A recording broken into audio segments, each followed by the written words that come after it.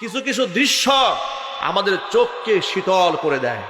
গতকালকে দেখেছি আল্লামা মামুনুল হক হাফিজাহুল্লাহ, কামরুল ইসলাম সাইদ আনসারী হাফিজাহুল্লাহর ছেলের বিয়েতে, যেহেতু তার সম্পর্কে ভাইরা ভাই হয়, তারা সেই দাওয়াতে গিয়েছেন, ছেলের বিয়ের অনুষ্ঠান হয়েছে। সেখানে দেখলাম আমাদের প্রিয় ভাই মুফতি আমির হামজা, তিনিও সেখানে দাওয়াতি মেহমান ছিলেন, গিয়েছেন। আলেম ওলামারা সেখানে গেলেন।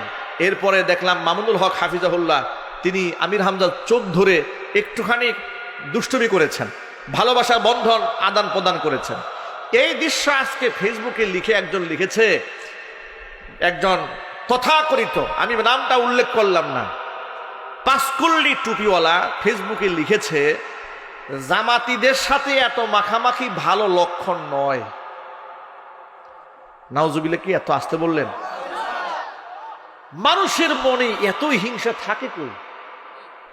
এই সমস্ত হিংসুক, এই সমস্ত মুনাফিকদের কারণে আজকে আলেমরা এক হতে পারেন। যে কোনো আদর্শের হন না কেন, ইখতিলাফ তো থাকতেই পারে, মতানৈক্য থাকতেই পারে।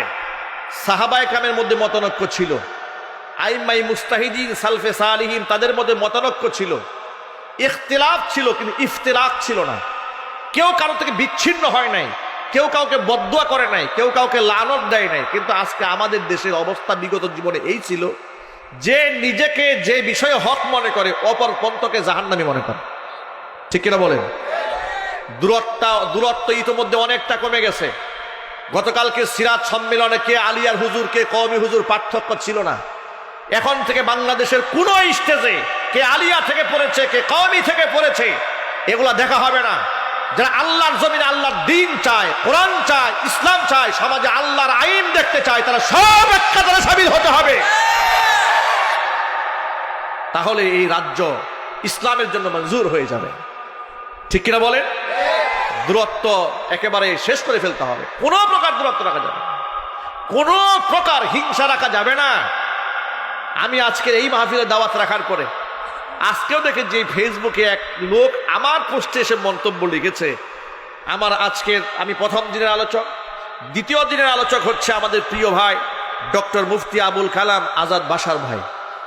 এই পোস্টার লিখেছে যে মাদানী হুজুরের তো জামাতিদের সাথে বিরাট সম্পর্ক, যার দরুন এক কাতারাই তারা সবসময় থাকে। আমি বলি, প্রিয় ভাই, যে ওসাত আমার অন্তরের মধ্যে আল্লাহর পক্ষ থেকে আছে, অন্তরের মধ্যে যে পরিমাণ প্রশস্ততা আছে, এই প্রশস্ততা নিয়ে তুমি যদি কাজ করতা, এই দেশের মধ্যে ইসলাম আরো অনেক আগে কায়েম হয়ে যেত। তোমাদের এই খুশাখুশি আর গুতাগুতির কারণে এই দেশের আলেম সমাজ এক হতে পারে না। তোমরা মাঝখানের দেয়াল তৈরি করে রাখো। আমি আজকে কথাগুলো রেকর্ড হচ্ছে, সকল ভাইদেরকে বলছি, আল্লাহর স্বার্থে, দ্বীনের স্বার্থে, কোরআনের স্বার্থে, ইসলামের স্বার্থে মনের হিংসা দূর করে দেন, এক হয়ে যান। মনে রাখবেন, বাংলাদেশের 18 কোটি মানুষ আলেমদের দিকে তাকিয়ে আছে। কথা বলেন না? ঠিক কিনা বলেন? এদেশে অনেক তন্ত্রমন্ত্র এদেশের মানুষ দেখেছে, এদেশের মানুষ আলেমদের দিকে তাকিয়ে আছে। তার বড় প্রমাণ দেখেন, রাজনীতিবিদরা কোনো প্রোগ্রাম করতে গেলে লোক ভাড়া করে টাকা দিয়া। কথা কি সত্য না মিথ্যা? একটু জোরে বলেন তো, সত্য না মিথ্যা? সেটা যে কোনো রাজনৈতিক দলের লোক হোক, টাকা দিয়ে লোক ভাড়া করে। বড় জমায়েত করতে হলে মাথা পিছু 500 টাকা, এরপরে বিরিয়ানি তো আছেই।